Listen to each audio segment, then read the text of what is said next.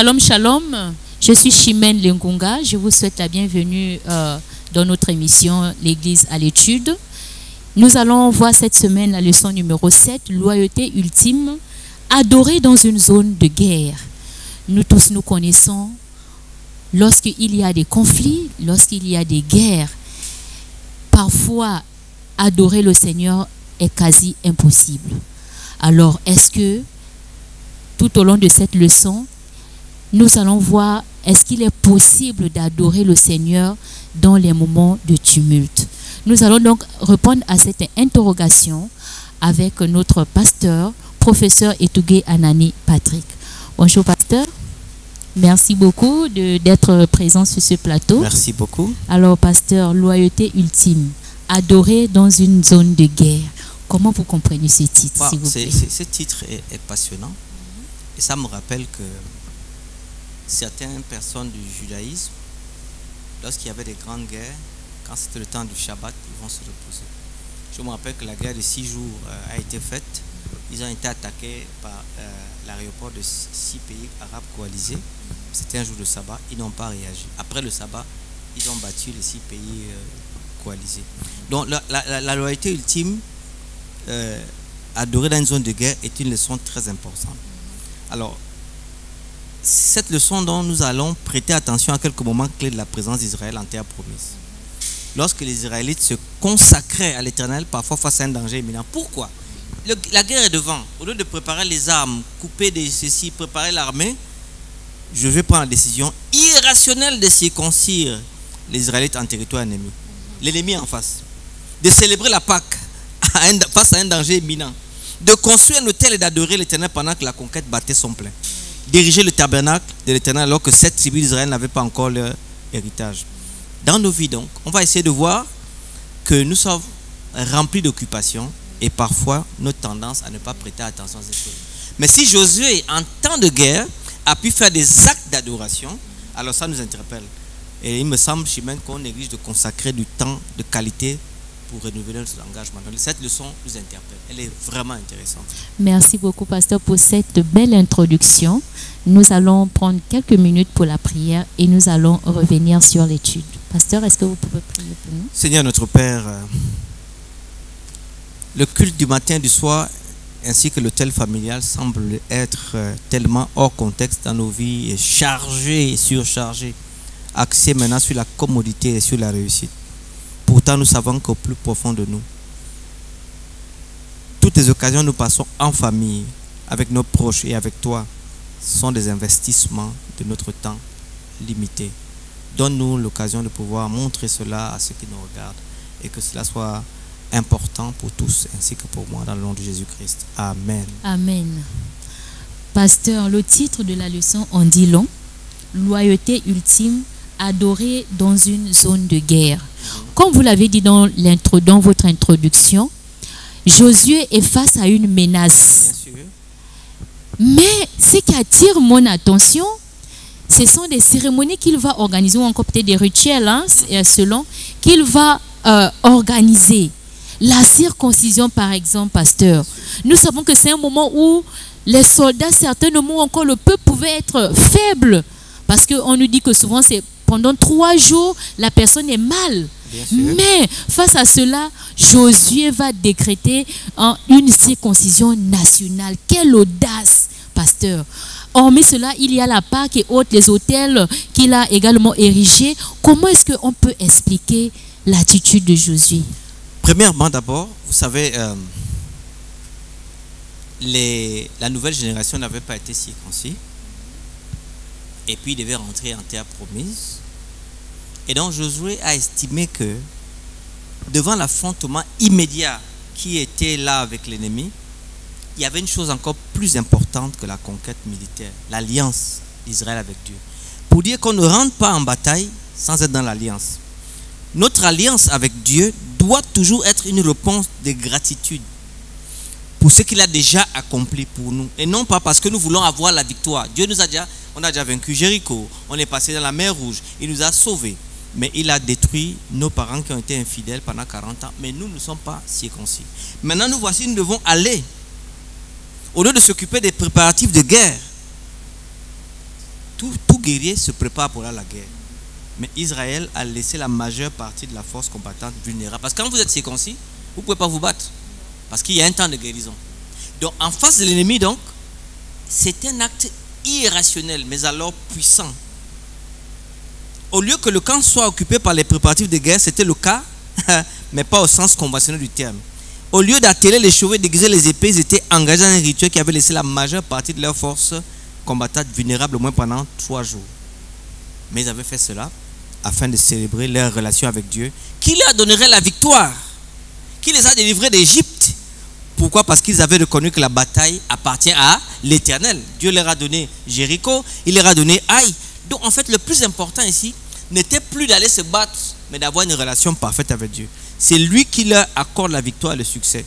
Josué a formulé le même principe en des termes légèrement différents quand il dit « Cherchez premièrement le royaume et la justice de Dieu et toutes ces choses vous seront données par-dessus tout. » Les Anglais appellent ça « first thing first ». C'est-à-dire que quelle est la chose la plus importante en fait à ce moment donné? Est-ce que c'était avoir la victoire ou avoir l'alliance? Ils ont choisi avoir l'alliance.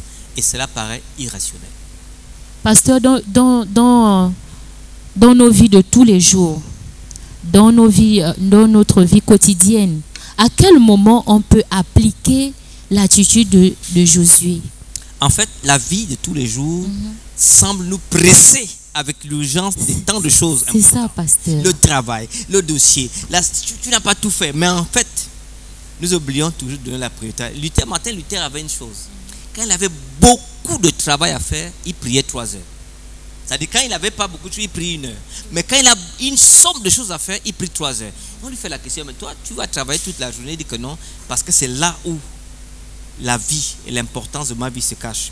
Le renouvellement quotidien donc de notre engagement avec Christ est la chose la plus importante. Mais nous, de nos jours, nous n'avons pas compris que les vraies batailles se gagnent dans l'aspect le plus important que nous mettions. Quand on se lève le matin, on regarde le téléphone, on fait les messages, on salue les parents, on salue monsieur, madame, si on est célibataire, on se lave. Et la prière, c'est la chose que l'on fait le moins. Alors que la première chose que l'on doit faire, le Seigneur, le matin, je t'attends, dit le psaume 5. Je me mets en garde, j'attends, j'écoute. Tu parles à Dieu, il te parle, après maintenant tu fais autre chose. Et ça, c'est ce que la leçon de cette semaine nous apporte. L'attitude de Josué, comme l'a dit le pasteur, à mon sens, nous devons également l'appliquer dans notre vie quotidienne. Mais comme pasteur, nous vivons aujourd'hui pas dans la tranquillité. Il n'y a presque pas la paix. Tout est trouble autour de nous. Tout est compliqué. Et parfois même, on a même l'impression que certainement Dieu nous a abandonnés. Mais dans ces moments-là, on nous dit qu'il faut adorer Dieu. Comment on fait, pasteur, si j'ai faim, je n'ai rien à manger, j'ai un enfant malade, je n'ai pas d'argent pour aller à l'hôpital pour soigner mon enfant, ou encore mon époux est malade, je n'arrive pas, je n'ai rien, pasteur. Dans ces moments, comment avoir la force d'adorer le Seigneur? Vous savez, toutes les personnes, même dans la Bible, en face de la situation problématique, ont privilégié la célébration de la relation avec Dieu, ont eu des réponses de Dieu. Parce qu'en fait, Dieu dit, il sait déjà ce dont nous avons besoin avant qu'on lui demande. En fait, la question c'est pourquoi demander, puisque Dieu sait déjà. En fait, ce que Dieu veut constamment que nous restions dans l'alliance avec lui, dans la relation. Les problèmes sont là pour parfois nous en empêcher de rester en relation. Et Dieu nous regarde. Alors donc, vis-à-vis de ce problème, la majeure partie de la victoire dépend de notre réponse sur Dieu. Puisqu'on a compris, d'après la leçon, que c'est Dieu qui donne la victoire. Et le problème a besoin d'une solution. La question c'est pourquoi se concentrer sur le problème au lieu de se concentrer sur celui qui donne la victoire. C'est ça aussi simple. C'est-à-dire que c'est ça la stratégie divine. Ici, beaucoup de croyants se consacrent trop sur le problème, le regardent, l'estiment, l'apprécient, l'agrandissent, mais en ce temps, ils ne comprennent pas que Dieu est si grand, plus grand que le problème, qu'ils loupent la victoire sur le problème. Pasteur, est-ce que voir de cette manière-là, est-ce que c'est faire preuve de foi également envers le Seigneur? Chimène, ce que les gens doivent comprendre, c'est que la terre mesure 12 800 km dans sa circonférence, si je ne m'abuse. Le Soleil, c'est 1,392 milliard de kilomètres dans sa circonférence. C'est Dieu qui est le créateur des deux. Un Dieu qui peut faire autant. Si j'ai un problème de loyer, j'ai un problème de mariage, j'ai un problème de chômage, la question c'est, si un Dieu a pu faire des grandes choses, est-ce qu'il ne mérite pas que je regarde à lui? Je suppose et je suis sûr que toutes les personnes dans une situation donnée, dans un besoin donné, qui ont regardé à un Dieu sur les données précises reçoivent la réponse. C'est ça que la Bible nous dit. On appelle ça la foi. La foi donc, ce n'est pas regarder au problème, ni regarder à moi, ni à ma force, mais regarder à celui qui donne la victoire. C'est ça la foi. C'est vraiment extraordinaire parce que, pasteur, la manière dont vous expliquez cette thématique, et je pense que ça va aider également ceux qui nous suivent, parce que généralement on a tendance à regarder au problème. Lorsqu'on regarde au problème, c'est tellement grand, et parfois on fait des maladies comme la tension, les AVC. Pasteur, est-ce que c'est normal qu'un chrétien puisse faire un AVC ou encore avoir de la tension? Nous pouvons tous tomber malades, mais les maladies qui sont liées à l'inquiétude ne devraient pas être chrétiennes. La Bible dit, venez à moi vous qui êtes chargés et fatigués, je vous donnerai de repos. C'est la solution de ces trucs-là. Vous avez des tensions de salaire, tensions de trésorerie, des problèmes de santé. Mais la Bible dit également, un cœur joyeux est un bon remède pour le corps. Donc la Bible a tous les remèdes possibles. Quand il y a un problème, au lieu qu'on s'attache à dire vraiment j'ai un grand problème, il faut qu'on dise le problème, bon, tu es là, mais j'ai un Dieu qui va gérer ton problème. Mon Dieu est plus grand que ce problème. Donc il faut avoir une attitude positive. Et c'est ce que les Israélites ont fait en mettant premièrement de circonstruire et puis en faisant la Pâque devant l'ennemi. Devant l'ennemi, il y a eu l'adoration. Mais pasteur, j'aimerais qu'on revienne un peu sur les rituels que Josué a pratiqués. Est-ce que vous pouvez nous expliquer si ces rituels sont encore d'actualité aujourd'hui, notamment la circoncision, la construction des autels, du tabernacle, la Pâque, la célébration de la Pâque, etc. Est-ce que cela est encore symbolique pour nous aujourd'hui? D'abord, la circoncision était le symbole de l'appartenance au peuple de Dieu qui avait été donné depuis Abraham. Mais les Juifs en ont fait un acte, un symbole exclusif du salut. C'est à ce moment donné que Paul dit la circoncision la plus importante est celle du cœur, sans annuler l'autre circoncision. Donc on le fait sans problème, que ce soit un acte physique, même pas religieux, ça peut aller. La Pâque, par contre, cette deuxième dimension qui précédait la conquête et la célébration de la Pâque, elle signifie symboliquement et particulièrement que les événements du livre de Josué reflètent ceux de l'Exode. La Pâque évoque premièrement la nuit de la 10e plaie, dans Exode chapitre 12. Quand l'ange de l'Éternel est venu, n'est-ce pas, il a tué tous les premiers-nés qui n'étaient pas protégés par le sang. Donc, la deuxième génération qui commence dans le désert se poursuit à travers le Jourdain, implique dans la circoncision et la célébration de la Pâque. Et au moment crucial, on pouvait s'attendre à une autre intervention miraculeuse de l'Éternel. Donc c'est important. Donc avec ces deux actes rituels que tu as dit, qui précèdent la célébration de la Pâque, marquent le début d'une nouvelle ère dans l'histoire d'Israël. Qu'est-ce que ça veut dire? Ici, le symbole illustre la rédemption des Israélites de l'esclavage égyptien et qui est repris et souligné par l'accomplissement antitypique de l'agneau de Dieu dans Jean chapitre 1 verset 29 qui dit, le lendemain de vie, Jésus venait en lui dit, voici l'agneau de Dieu qui ôte les péchés du monde. Dans Jean 1 36, et regardant Jésus qui passait, dit, voilà l'agneau de Dieu. Et 1 Corinthiens 5 7 va dire, Christ notre Pâque a été immolé. Donc Christ est devenu donc maintenant la Pâque elle-même qu'on célèbre en lui. Et dans Pierre 1 18 et 19 la même chose. On a été racheté de l'esclavage par le sang précieux de Jésus-Christ. Alors lorsqu'on fait la Sainte Seine, donc ce rituel, il semble qu'on offre en sacrifice Jésus. Et parce que Jésus a remplacé, il semblerait, la Pâque par le mémorial de sa mort. Il dit toutes les fois que vous faites ceci en mémoire de moi, faites ceci. Donc la Pâque n'est plus célébrable dans le sens de l'Ancien Testament, mais la Sainte Seine l'a fait. Vous avez ça dans Matthieu 26, je pense, qui dit, pendant qu'il mangeait, Jésus prit du pain, après avoir rendu grâce, il le rompit, donnant aux disciples, disant, prenez, mangez, c'est mon corps. Alors, il dit, je vous le dis, je ne boirai plus, verset 29, désormais de ces fruits de la vigne, que jour où j'en boirai de nouveau avec vous dans le royaume de mon Père. Donc vous voyez donc que la Sainte Seine a été donc instituée pour remplacer, car ceci est mon sang, le sang de l'alliance qui est répandu pour plusieurs pour la rémission des péchés. Donc voilà donc, c'est des rituels maintenant importants. Maintenant la Pâque et la Sainte Seine indiquent donc une réalité encore plus glorieuse, celle de la multitude rachetée qui va marcher dans la Canaan céleste. Et là, on parle de 144 000 qui font une traversée parce qu'ils sont dans la mer de verre. Apocalypse chapitre 4 verset 6 dit, il y a encore devant le trône comme une mer de verre semblable à du cristal au milieu du trône et tout. Il y a 4 êtres vivants remplis de Dieu devant et derrière. Après cela, je regardais, voici chapitre 7. Il y avait une grande foule que personne ne pouvait compter sur toutes les nations, toutes tribus, tout peuple. Donc vous voyez ici, les 144 000 et la grande multitude vont célébrer la Pâque antitypique de la Sainte Seine lors du repas de l'agneau. Jésus le dit au souper de l'agneau dans Apocalypse chapitre 19 verset 9. Donc vous voyez, les symboles de l'Ancien Testament sont repris, remplacés et updated. Ça veut dire qu'ils sont mis à jour. Je crois que c'est le mot mis à jour. Donc voilà. Pasteur, vous aviez parlé des rituels, de la circoncision, de la Pâque, qu'aujourd'hui nous pouvons... Je pense qu'on va parler des autels, je pense. Voilà, je voudrais qu'on aborde aussi cet aspect d'autel. Qu'est-ce que cela représente aujourd'hui pour nous? Bon, d'abord je vous fais une petite histoire. Oui. Il y a des hommes de Dieu, et je pense que c'est pour cela que le monsieur qu'on appelle chocolat des jeunes filles, là il a raison parfois. Vous avez des hommes de Dieu qui sont capables de vendre des pierres à 5 millions. C'est-à-dire des pierres noires qu'ils vont ramasser dans les rivières. Ils appellent ça l'autel. 5 millions.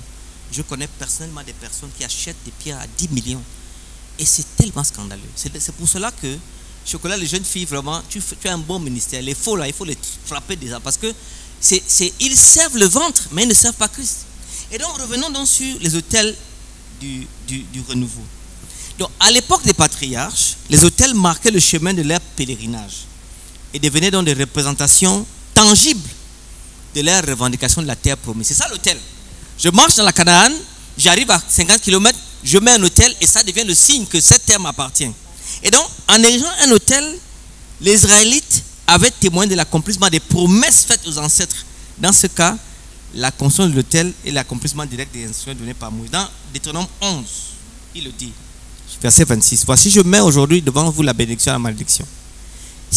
La bénédiction, si vous obéissez au commandement de l'Éternel, votre Dieu, et que je vous prescris en ce jour. La malédiction, si vous n'obéissez pas au commandement de l'Éternel, votre Dieu, et si vous détournez la voie que je vous ai prescrite. Voyez donc ici. Et il dit, quand vous aurez passé le journée, Deutéronome 27, verset 2 à 10, pour entrer dans le pays que l'Éternel Dieu te donne, tu dresseras de grandes pierres et tu les enduiras de chaux. Tu écriras sur ces pierres toutes les paroles de cette loi. Donc, vous voyez donc que ces textes sont importants. Et dans Josué chapitre 8, verset 30 à 35, joue un rôle important dans la formation de l'ensemble des messages théologiques du livre. Parce que qu'est-ce qui se passe? Josué lit l'une des histoires les plus horribles et les plus violentes, la guerre, quelque chose qui est totalement différent, une scène de réaffirmation de l'alliance, de l'adoration. Donc Josué nous rappelle donc quoi? Il nous rappelle que l'un des thèmes théologiques les plus importants lancés au début du livre, c'est le mandat de conduire Israël à une vie d'obéissance. Dans 1 Josué chapitre 1 verset 7, je pense qu'il le dit. Cela représente l'image de Josué à la fin du livre dans Josué 24. Alors, maintenant pour revenir à ta question, mis à part l'importance de la guerre de la conquête, il y a encore quelque chose de plus vital. La fidélité aux exigences de Dieu. Josué préfigurait donc Yeshua, le Sauveur. La question qu'on peut se poser, est-ce que l'autel existe de nos jours? Non. L'autel n'existe plus puisque on ne fait plus de sacrifices. Rappelez-vous quand Christ a été sacrifié à la croix, n'est-ce pas vrai? Sacrifié à la croix, le sacrifice s'est arrêté, le temple dans Matthieu 27, et le rideau s'est coupé en deux, il n'y avait plus de temple. Et on se rappelle que les patriarches avaient des autels déplaçables, et lorsqu'ils sont arrivés au désert, dans Exode chapitre 12, ils ont érigé un sanctuaire. Dans Exode chapitre 40, il y avait maintenant un autel central, dont les personnes chez elles n'avaient plus d'autel comme on le fait aujourd'hui. L'autel était centralisé dans le sanctuaire. Et quand Jésus est mort à la croix, nous avons maintenant un autel, c'est Jésus-Christ, qui a porté les péchés de l'humanité dans son corps. Il a fait un sacrifice une fois pour toutes. Parce qu'on se rappelle que l'autel était l'endroit de sacrifice. Donc maintenant, comme Christ est mort une fois pour tous les pécheurs, donc pourquoi avons-nous besoin de pierres alors qu'on ne fait aucun sacrifice? C'est donc la question. Donc l'autel, le mot autel, dans le Nouveau Testament, donc, prend l'aspect d'un groupement de prière familiale. C'est-à-dire qu'à moi, le Père, mon épouse et mes enfants, nous prions dévotion du matin, dévotion du soir, ça devient l'autel familial. Justement, pasteur, je ne vous coupe pas la parole, c'est la question qui me venait à l'esprit. Alors, j'allais vous demander quelles sont les pratiques spirituelles que nous pouvons faire maintenant, on va dire aujourd'hui, et qui peuvent avoir les mêmes fonctions que la construction d'un autel dans l'Ancien Testament. Premièrement, comme je l'ai dit, l'autel avait un but précis. Quand Abraham érigeait un autel, Jacob, Isaac, c'était pour sacrifier un animal. Après, le sanctuaire a été érigé pour sacrifier l'animal pour tous les péchés. Et pour faire ce qu'on appelle le Yom Kippour à la fin de l'année, et chasser le péché du temple et envoyer ça sur la terre d'Azazel. Alors donc, cela préfigurait donc un autel au ciel. Parce que rappelle-toi, dans Apocalypse chapitre 11, on voit l'arche de l'alliance qui s'ouvre. Donc nous voyons l'autel des parfums. Donc la prière donc peut, selon le livre de l'Apocalypse, symboliser donc l'autel des parfums dans l'Apocalypse. Vous voyez donc. Donc en réalité, donc, quand une famille se met ensemble et prie, la Bible dit qu'une parfum de bonne odeur monte. Et donc ça devient l'autel symbolique. Donc cette action peut être faite pour avoir les mêmes fonctions que celles de l'Ancien Testament. Mais attention, à ce moment donné, nous n'allons plus faire des sacrifices dans les autels, puisque Jésus-Christ a déjà été sacrifié et il est le souverain prêtre dans le sanctuaire céleste. Donc cette leçon nous encourage également à faire un autel familial, c'est-à-dire à prier chaque matin ou encore chaque soir autour, n'est-ce pas, d'une méditation de la parole de Dieu, d'un cantique, d'un chant à l'honneur de l'Éternel. Ces pratiques spirituelles aident également la famille, n'est-ce pas, à être toujours sous la protection du Seigneur, n'est-ce pas, pasteur? Yes. Alors, pasteur, on revient toujours dans notre leçon. Très souvent, nous avons tendance à oublier le Seigneur lorsque nous avons la menace, lorsque nous avons le trouble, lorsque c'est difficile, lorsque nous sommes stressés. Et voilà, et voici pourquoi aujourd'hui, les gens sont tellement angoissés, stressés et anxieux. On oublie facilement le Seigneur. Pourquoi est-ce que nous agissons ainsi? Est-ce que Dieu n'a pas opéré des miracles bien avant pour que nous puissions l'oublier aussi facilement? Non, il y a beaucoup de textes. Deutéronome 6,12. Lorsque tu mangeras et tu te rassasieras, garde-toi d'oublier l'Éternel. Deutéronome 8,11. Garde-toi d'oublier l'Éternel ton Dieu au point de ne pas observer ses commandements, ses ordonnances et ses lois que je te prescris aujourd'hui. Deutéronome 8,14. Prends garde que ton cœur ne s'enfle et que tu n'oublies l'Éternel ton Dieu qui t'a fait sortir du pays d'Égypte. Et 2 Rois 17,38. Vous n'oublierez pas l'alliance. Donc ici, Dieu a toujours fait un appel à des choses importantes. Et dans le commandement du sabbat, dans Exode chapitre 20, verset 8, souviens-toi le jour du sabbat pour sanctifier. Donc, l'être humain a tendance à l'oublier. Et donc, il est nécessaire d'écrire les paroles de l'Alliance sur des monuments visibles.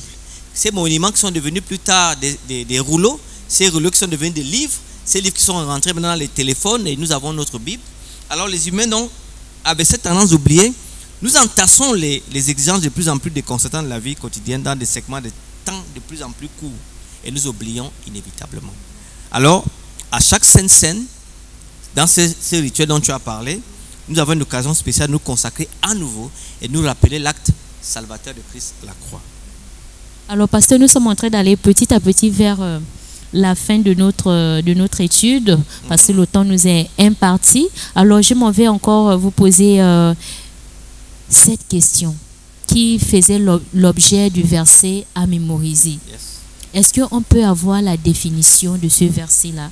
Cherchez d'abord le royaume de Dieu et sa justice, alors que nous sommes parfois dans des moments de tumulte. Chercher signifie un effort. Mais chercher quoi? Le royaume et la justice de Dieu. Jésus dit, le royaume est parmi vous, le royaume est en vous. On parle du Saint-Esprit. Ici, c'est un appel à la fin et au désir du Saint-Esprit. Si 2 ou 3 sont ensemble parmi vous et demandent le Saint-Esprit, vous le recevrez. Demandez et vous recevrez. Et la Bible dit, quand on a déjà le Saint-Esprit, qui est ce don universel qui est accordé parce que Jésus est mort à la croix, ce don vient avec des multiples dons. Il amène le don du caractère, où ma vie se ressemble chaque jour davantage à celle de Jésus. Et il m'amène également des habiletés physiques, spirituelles pour pouvoir servir Dieu par des dons spirituels, chanter, parler, prêcher, faire de l'évangélisation, avoir des dons pratiques manuels comme Betzaliel, et avoir de l'intelligence, avoir des dons de connaissance, parler plusieurs langues et avoir un don d'interprétation. Et tout ça là donc permet donc que la quête donc du royaume de Dieu vous amène à la justice de Dieu. Et vous savez, la justice de Dieu est quelque chose de très... Sédéka en grec est quelque chose de fantastique. Sédéka, c'est quelqu'un que Dieu regarde comme étant juste. Même comme la personne n'est, parce que la Bible dit tous son péché sont privés de la gloire de Dieu. Donc à chaque fois que Dieu me regarde, il ne voit pas Patrick, mais il voit le sang de Jésus qui se met devant Patrick. C'est ça la justice. Mais il y a d'autres personnes qui confondent la justice en disant que bon, je ne mens pas, je ne tue pas, je ne vole pas, je suis juste. C'est ça le pharisaïsme. La justice divine est celle qui reconnaît que malgré un état de fidélité, on a toujours un état de péché. Et ça, c'est très important. Merci, pasteur. Pasteur, une dernière question. Yes. Peut-être en guise de conclusion également. Est-ce que vous pouvez nous dire où se trouve Jésus-Christ en ce moment où nous parlons et quelle est sa mission, encore quelle est sa fonction et en quoi cela est bénéfique pour nous aujourd'hui? Voilà, ce qui est bénéfique, c'est extraordinaire que beaucoup d'églises n'ont pas développé ça. Hébreux chapitre 8 dit: nous avons un tel souverain sacrificateur auprès de Dieu qui est assis dans un sanctuaire, non fait de main d'homme, mais construit par Dieu lui-même. Alors, et dans Hébreux chapitre 7, verset 25 dit: c'est aussi pour cela qu'il peut sauver parfaitement ceux qui s'approchent de Dieu par lui, étant toujours vivant pour intercéder en leur faveur. Donc, Jésus est dans le sanctuaire terrestre, céleste. Et cette conviction perpétuelle, importante, signifie qu'il y a quelque chose qui se passe. Dans l'Ancien Testament, lorsque j'avais péché toute l'année, j'ai amené mes moutons, mes cabris pour qu'ils soient tués. Si j'étais pauvre des pigeons, ce n'était pas encore fini. Parce qu'il fallait que le jour du Yom Kippour, Dieu agrée ma demande toute l'année. Alors donc Jésus pardonne mes péchés. Mais un jour, il va de façon antitypique, comme ça se passait sur la terre, sortir du sanctuaire céleste. Il doit dire: c'en est fait. Donc tous les péchés devraient être confessés. Et lui également nous pardonner. Donc ce qui veut donc dire que les seuls péchés que Dieu ne peut pas pardonner, c'est les péchés que nous n'allons pas demander la confession. Ce qui veut donc dire que si nous comprenons le rôle de Christ au sanctuaire céleste, nous devons avoir une vie intérieure qui nous amène toujours à dire: Seigneur, pardonne-moi. Seigneur, pardonne-moi. Rends-moi meilleur. Accorde-moi l'esprit. Transforme-moi. Donc c'est un peu ça que je peux dire actuellement. Merci beaucoup, pasteur, professeur Etougué Anani Patrick, pour ces éclaircissements. Nous avons terminé notre étude de cette semaine. Alors, nous voulons vous souhaiter, n'est-ce pas, une très bonne écoute et nous allons nous retrouver la semaine qui suivra pour une autre leçon encore très, très intéressante. Le pasteur nous a dit: Jésus-Christ est dans le sanctuaire céleste. Il intercède pour nous. Alors, quelle est ta position? C'est à chacun de répondre à cette question. Que Dieu nous bénisse.